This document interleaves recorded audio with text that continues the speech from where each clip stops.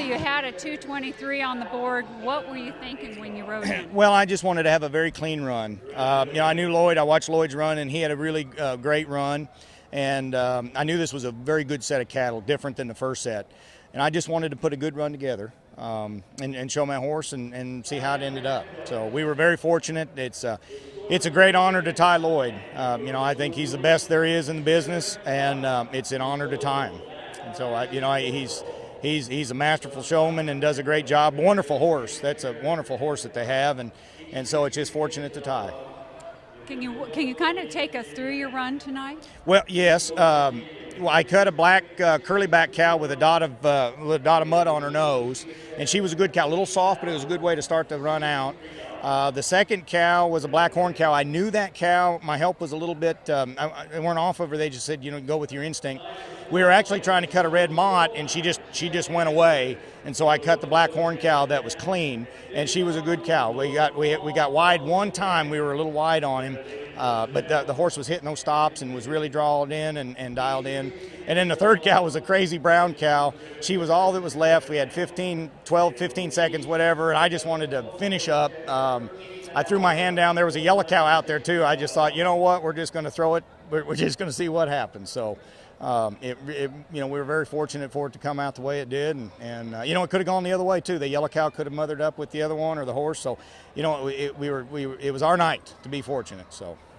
You were saying this horse real dialed in and hard stopping.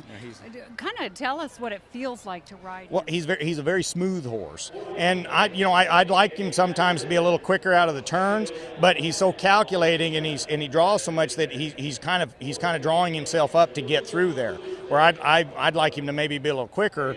He's calculating and drawing to go through there. So it's just.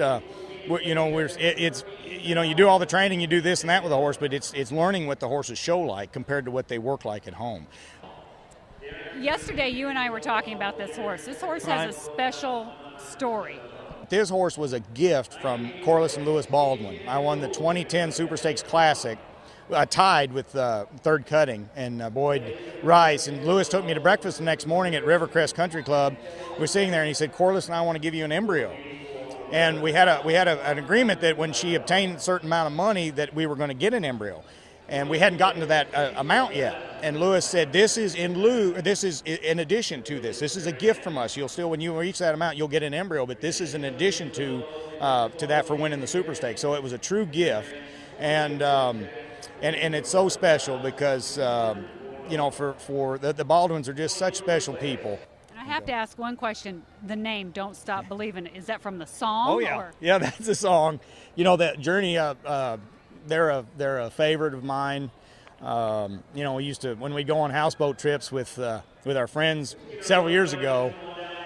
We'd play that song, and then with Don't Look Twice. I was going to Sam's Club to get our food for pre-work, and saw "Don't Stop Believin'," and I said, if we add a P to that, that'll work.